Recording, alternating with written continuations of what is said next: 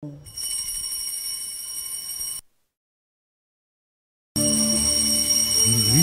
ang Panginoon, umawit ng kagalakan,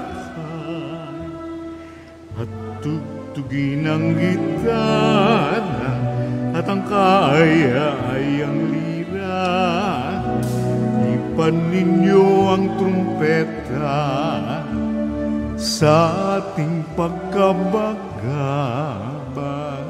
Sa Diyos tayo'y tumawag, sa ating mga kaaway, tayo ay Kanyang iniligtas. Bilang Panginoon, umawit ng kagalakan, at tugtugin ang gitara at ang kaaya-ayang lira. Ipan ninyo ang trumpeta, ipan ng trumpeta.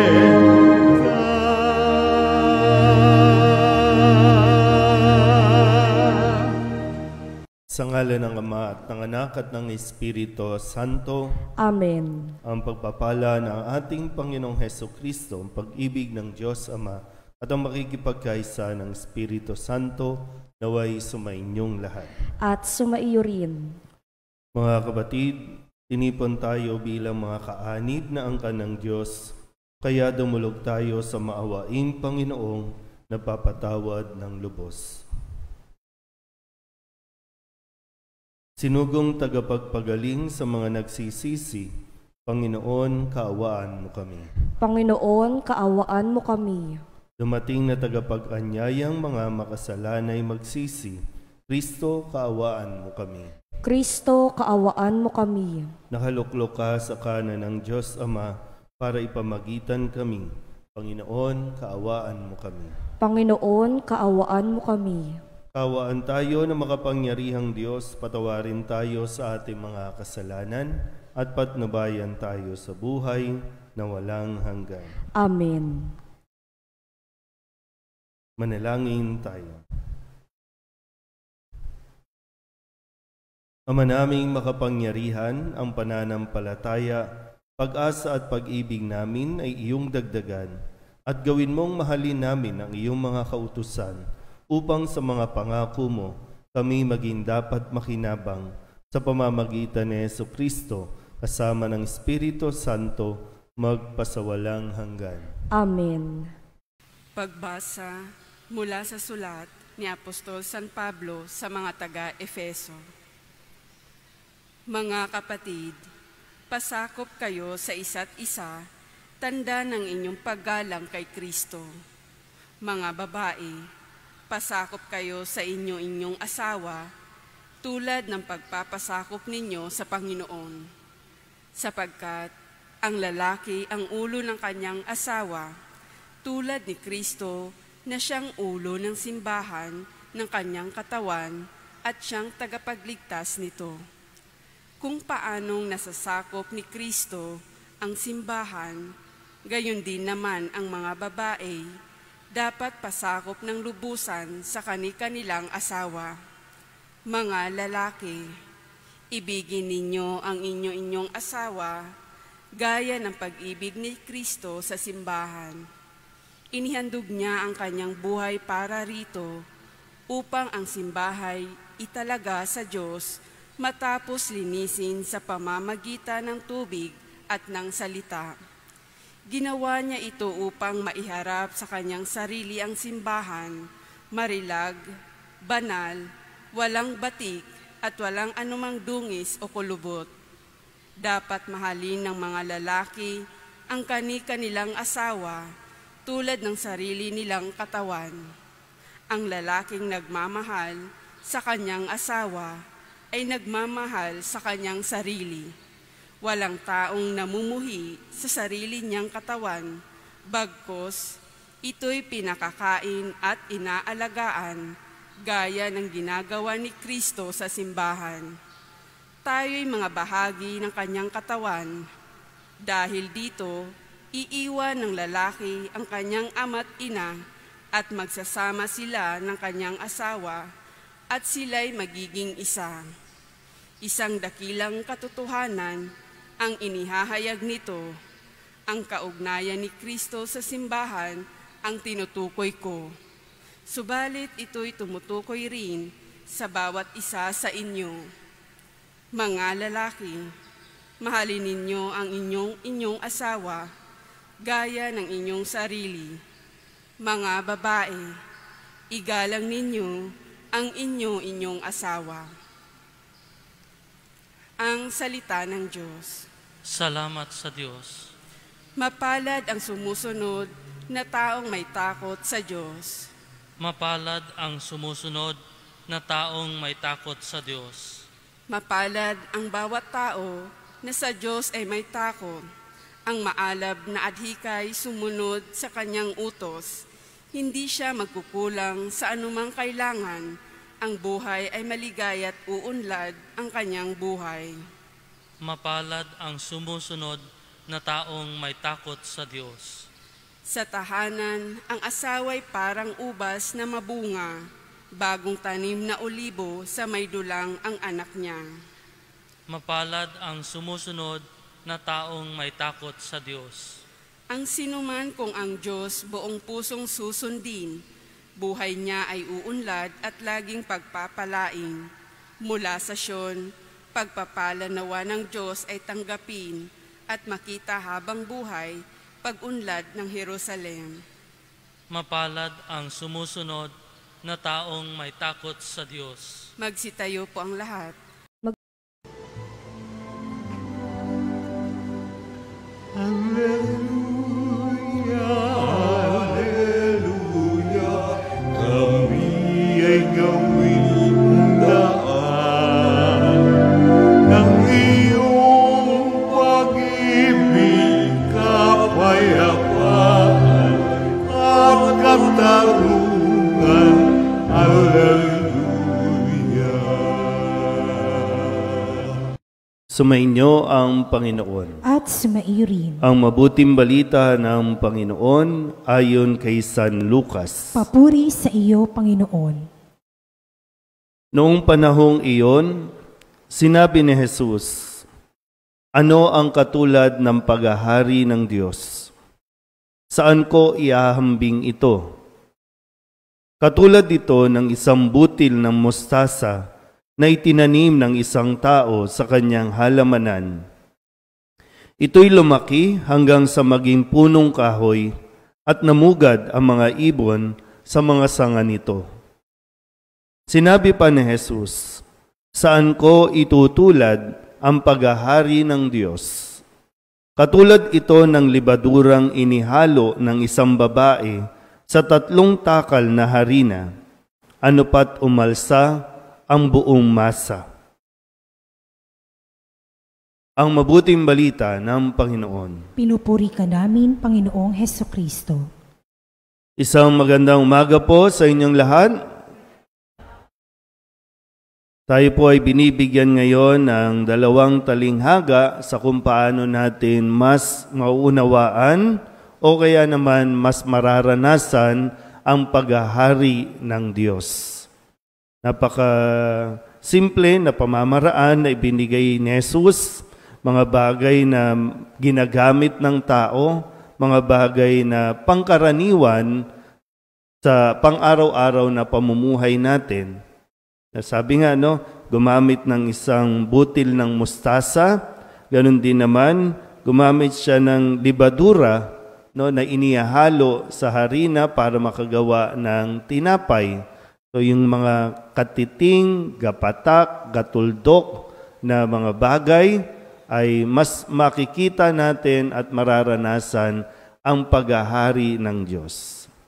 Hindi ito sa isang biglaan, sa isang bonggang karanasan na hinihingi o kailangan natin ibigay.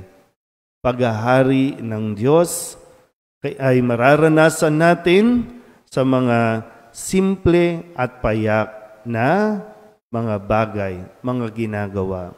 Pag sinabi po kasi na ang paghahari ng Diyos, ibig sabihin yung kapayapaan, yung kapanatagan na hinahanap natin, yung at peace tayo. No? Ayun ang gusto natin maranasan. Na kung dito pa lang sa lupa, hindi natin makita-kita, hindi natin ma-experience, paano pa tayo makakapunta sa langit kung dito pa lang ay hindi nga natin ito nakikita. Mas madali ito siguro na mas maintindihan dito sa sulat din ni San Pablo sa mga taga-Efeso. Paano ba nagiging parang langit ang inyong pagsasama sa loob ng tahanan?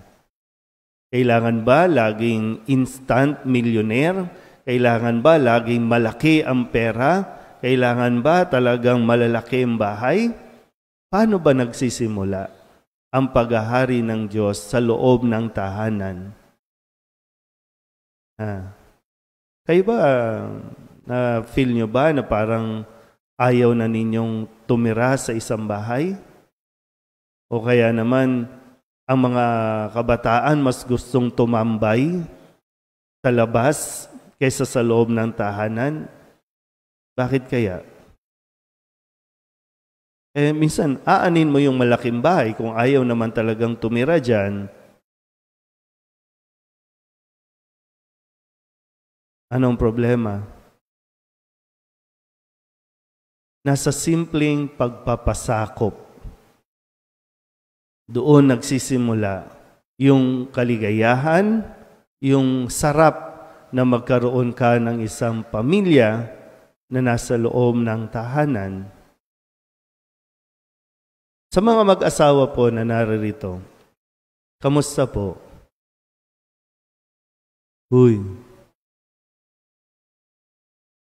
Saan nagsimula yung inyo pong parang imbis na langit? Minsan nasasabi ninyo, impyerno ang bahay na ito. Saan nagsimula? Bigla bang dumating ang demonyo tapos naghari sa bahay ninyo? Hindi naman, di ba? Nagsimula doon sa hindi natin pagtupad sa kagustuhan ng Diyos. Kasi malinaw, pinapaalala ni San Pablo, mga babae, pasakop kayo sa inyong asawa. Pasakop. Sabihin nyo nga po, pasakop. Hindi, Father, kailangan pantay kami. Pantay na karapatan. Equal rights ang pinaglalaban. Malinaw naman, babae, pasakop kayo sa inyong asawa. Kaya nga, minsan, ayaw nyo pala, hindi nyo pala gusto magpasakop. Bakit kayo nag-asawa? Sagot. Diba? Mga lalaki, ano ang sabi? Ibigin ninyo ang inyong asawa. Gaya ng pagmamahal ninyo sa inyong sarili. Gaya ng pagmamahal ni Kristo. Yung mga babae, hindi naman yan magpapasakop na para maging alipin. Kailangan din yung mga lalaki, malinaw ba sa inyo? Kayo ay nag-asawa para may mahalin, hindi para may alilain? O kaya, nagiging, imbis na langit, imbis na paghahari ng Diyos ang maranasan, impyerno talaga. Sinong pumasok sa impyerno? Yung mga desisyon natin sa buhay. Kaya pag-isip muna ng mabuti. Pag-desisyonan. Ngayon, ang kadalasan kasi ngayon, ang pinaghahandaan yung mga engranding proposals. Mga engranding kasal. Hindi pinaghahandaan yung pag-aasawa. Kasal ang pinaghandaan, hindi yung pag-aasawa. Hindi pala ayaw pala sa ugali, ayaw pala na magpasakop, hindi kailangan magtrabaho, kailangan kumita. Hindi pinag-usapan ng mabuti. Pasakop. Siguro ito yung isang salita din na kailangan natin matutunan. Yung matuto tayong magpasakop, lalo tigit magpasakop tayo sa Diyos. At kapag sinimulan natin ito sa maliliit na bagay, na pagpapasakop natin sa Diyos, tunay nga ang paghahari ng Diyos ay mararanasan natin. Amen?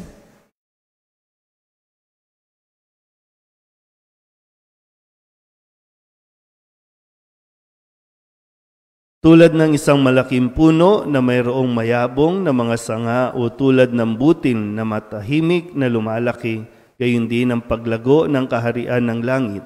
Sama-sama tayong manalangin bilang pakikibahagi natin sa mapagmahal na plano ng banal na kabutihan ng Diyos. Ang ating pong itutugon, Panginoon, dinggin mo ang aming panalangin. Panginoon, dinggin mo ang aming panalangin.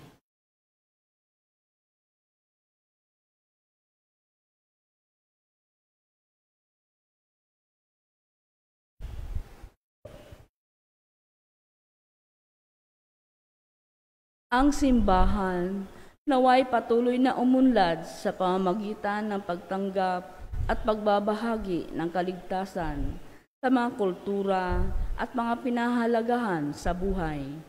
Manalangin tayo sa Panginoon. Panginoon, dinggin mo ang aming panalangin. Yaong mga nasa programa ng pagpapaunlad ng ekonomiya, naway bigyang suporta ang mga magsasaka at yaong mga nagpapaunlad ng lupa, naway alagaan at igalang ang likas na kalikasan. Manalangin tayo sa Panginoon. Panginoon, dinggin mo ang aming panalangin. Ang ating mga pamilya, lalo na ang ating mga anak, naway lumaki sa pamamaraan ng biyaya at umunlad na kawangis ni Kristo. Manalangin tayo sa Panginoon. Panginoon, dinggin mo ang aming panalangin. Ang mga may sakit, naway maging matatag sa kanilang pananampalataya at mapalakas sa pamamagitan ng ating pag-aalaga at pagkalinga. Manalangin tayo sa Panginoon. Panginoon, dinggin mo ang aming panalangin. Ang ating mga mahal na yumao, naway masiyahan sa kapayapaan ng kaharian ng Diyos. Manalangin tayo sa Panginoon. Panginoon, dinggin mo ang aming panalangin. Idulog din natin sa Panginoon ang ating mga personal na kahilingan at mga panalangin para sa ating mga pamilya. Ganun din ang lahat ng mga kahilingan ng mga nanonood sa online, lahat ng mga misang pasasalamat, special na intensyon at mga kaluluwa ay inihiling na ipagdasal sa misang ito. Ang lahat ng ito inihiling namin sa ngalan ni Kristong aming Panginoon. Amen. Magsiupo po lahat.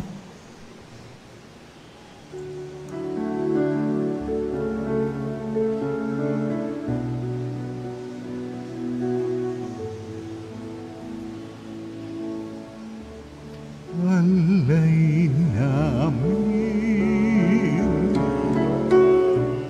aming buhay, bawat gala at lumbay, bawat pangarap naming taglay sa palad mo ilalagay. Manalangin kayo mga kapatid upang paghahain natin ay kalugdan ng Diyos sa mga makapangyarihan. Tanggapin nawa ng Panginoon itong paghahain sa iyong mga kamay, sa kapurihan niya at karangalan sa ating kapakinabangan at sa buong sambayanan niyang banal. Ama naming lumikha, tunghayan mo ang mga alay na aming inihahain sa iyong kadakilaan upang ang paglilingkod na aming ginagampanan ay humantong sa iyong lalong ikadarangal. Sa pamamagitan ni Jesucristo kasama ng Espiritu Santo, magpasawalang hanggan. Amen. Sumainyo ang Panginoon. At sumaiyo rin. Itaas sa Diyos ang inyong puso at diwa. Itinaas na namin sa Panginoon. Pasalamatan natin ang Panginoong ating Diyos. Marapat na siya ay pasalamatan. Ama naming makapangyarihan, tunay ngang marapat na ikaw ay aming pasalamatan. Ikinalugod mong likain ang sanlibutan na iyong pinagbabago at idinarangan sa pamamagitan ng iyong anak na kinalulugdan, kaya't utang na loob ng iyong mga itinatangi at ng mga banal na kapiling mong lagi ang iyong paggiliw at pagkakandili. Kaya kaisa ng mga anghel na nagsisiawit ng papuri sa iyo nang walang humpay sa kalangitan, kami nagbubunyi sa iyong kadakilaan.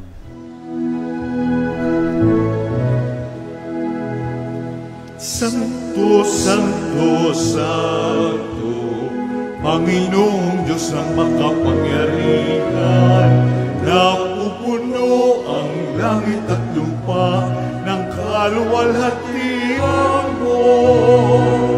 Hosana sa kaitaasan, pinagpala ang naparirito sa ngalan ng Panginoon. Hosana sa kaitaasan. Ama naming banal, ikaw ang bukal ng tanang kabanalan. Kaya't sa pamamagitan ng iyong Espiritu, gawin mong banal ang kaloob na ito upang para sa aming maging katawan at dugo ng aming Panginoong Hesukristo. Bago niya pinigtis ang kusang loob na maging handog, hinawakan niya ang tinapay, pinasalamatan kaniya, pinaghati-hati ni iyon, iniabot sa kanyang mga alagad at sinabi, tanggapin ninyong lahat ito at kanin, ito ang aking katawan na ihahandog para sa inyo.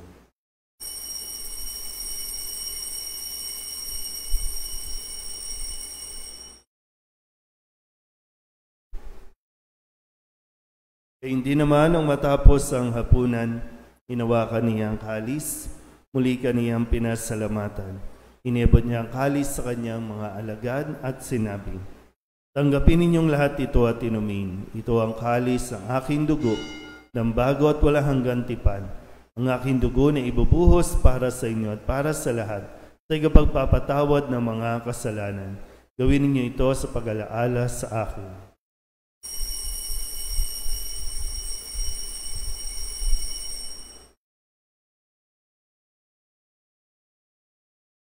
Ipagbunyi natin ang misteryo ng pananampalataya. Si Kristo'y namatay, si Kristo'y nabuhay, si Kristo'y babalik sa wakas ng panahon. Ama, ginagawa namin ngayon ang pag-alaala sa pagkamatay at muling pagkabuhay ng iyong anak, kaya tiniaalay namin sa iyo ang tinapay na nagbibigay buhay at ang kalis na nagkakaloob ng kaligtasan. Kami nagpapasalamat dahil kami iyong minarapat na tumayo sa harap mo para maglingkod sa iyo. Isinasamo namin kami magsasalo-salo sa katawan at dugo ni Kristo ay mabuklod sa pagkakaisa sa pamamagitan ng Espiritu Santo. Ama, lingapin mo ang iyong simbahang laganap sa buong daigdig. Puspusin mo kami sa pag-ibig kaysa ni Francisco na aming Papa at ni Jose na aming Obispo at ng Tanang Kaparian. Alalahanin mo rin ang mga kapatid naming nahinlay na may pag-asang sila'y muling mabubuhay, gayon din ang lahat ng mga pumanaw. Kawaan mo sila at patuloyin sa iyong kaliwanagan. Kawaan mo at pagindapating kaming lahat na makasalo sa iyong buhay na walang wakas.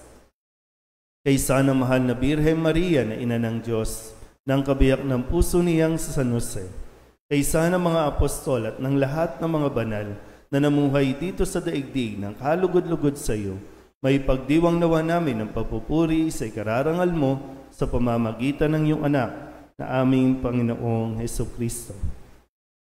Sa pamamagitan ni Kristo, kasama niya at sa Kanya, ang lahat ng parangal at papuri ay sa iyo, Diyos amang makapangyarihan, kasama ng Espiritu Santo, magpasawalang hanggan. Amen. Amen.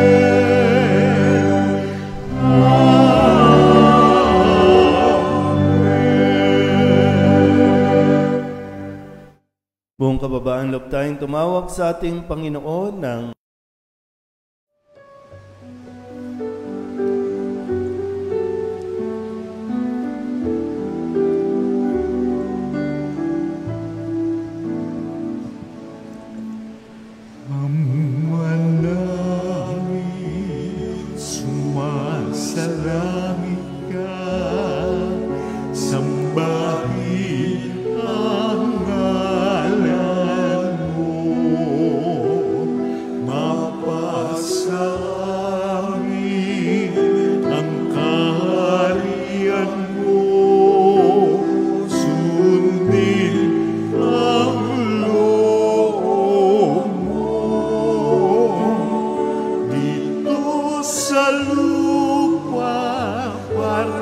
sanang sa langit, bigyan mo po kami ngayon ng aming kakanin sa araw-araw at patawarin mo kami sa aming mga sala para naman mapatawad namin sa nagkakasala sa amin, at huwag mo kaming ipahintulot sa tukso, at iadya mo kami sa lahat ng masama. Inihiling namin kami iadya sa lahat ng masama, pagkalooban ng kapayapaan araw-araw, iligtas sa kasalanan at ilayo sa lahat ng kapahamakan, samantalang aming pinananabikan ang dakilang araw ng pagpapahayag ng tagapagligtas naming si Jesucristo. Sapagkat iyo ang kaharian at ang kapangyarihan at ang kapurihan magpakailanman. Amen. Panginoong Jesucristo, sinabi mo sa iyong mga apostol, kapayapaan ang iniiwan ko sa inyo, ang aking kapayapaan ang binibigay ko sa inyo. Tunghayan mo ang aming pananampalataya at huwag ang aming mga pagkakasala. Pagkalooban mo kami ng kapayapaan at pagkakaisa ayon sa iyong kalooban, kasama ng Espiritu Santo, magpasawalang hanggan. Amen. Ang kapayapaan ng Panginoon ay laging sumainyo. At sumaiyo rin. Magbigayan po tayo ng kapayapaan sa isa't isa.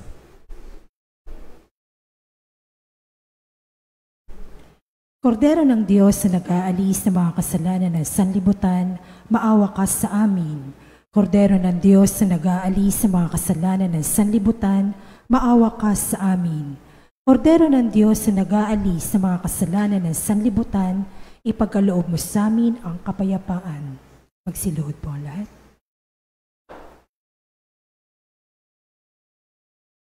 Ito ang kordero ng Diyos. Ito ang nag-aalis ng kasalanan ng sanlibutan. Mapalad ang mga inanyayahan sa kanyang piging. Panginoon, hindi ako karapat-dapat na magpatuloy sa iyo, ngunit sa isang salita mo lamang ay gagaling na ako. Katawan ni Kristo. Amen.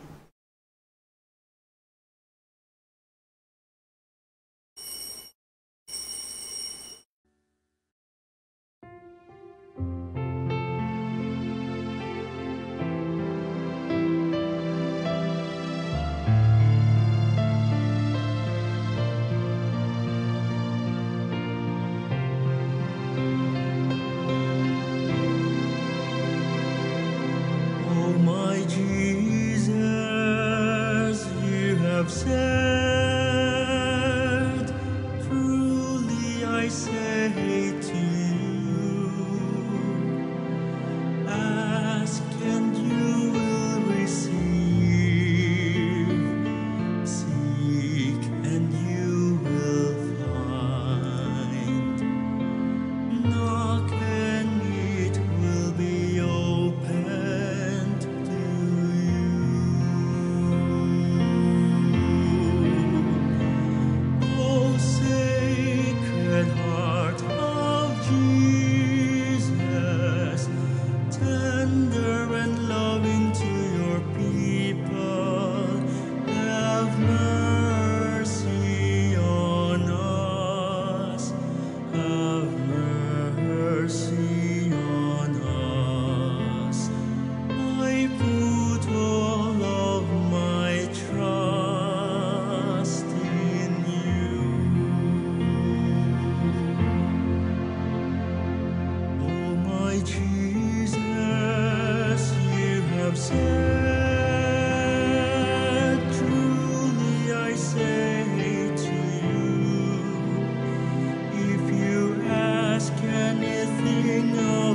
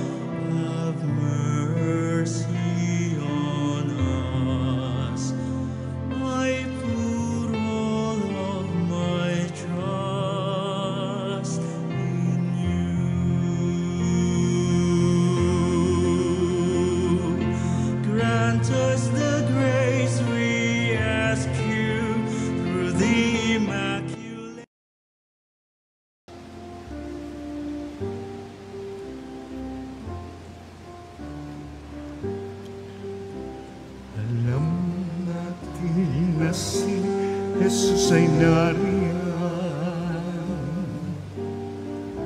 sa sagradong ostiang pinamamahayan ng dugo at katawan na siyang pinuhunan sa pagtubos sa ating kasalanan. Nasa Kanya ang ating kaligtasan, nasa Kanya ating katahimikan. Purihin Siya habang tayo'y may buhay, sambahin Siya magpakailan man.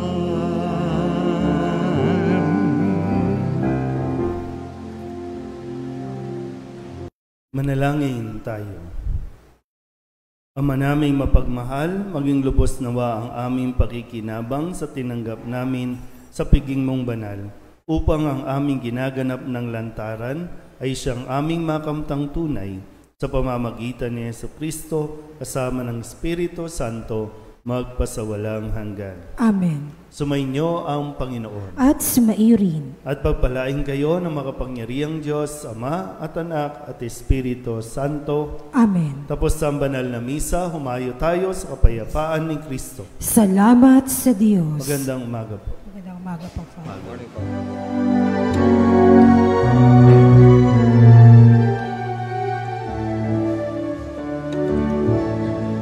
Ayun at ipahayan Kanyang pagkalingat tabay, sa buhay pag-ibig at kalarungan, tanda ng Kanyang kaharian. Sa panahong tigang ng lupa, sa panahon ng ani sa gana, sa panahon ng digmaan at kaguluhan, sa panahon ng kapayapaan, humayo na't ipahayan Kanyang pagkalingat na ba, sa buhay mag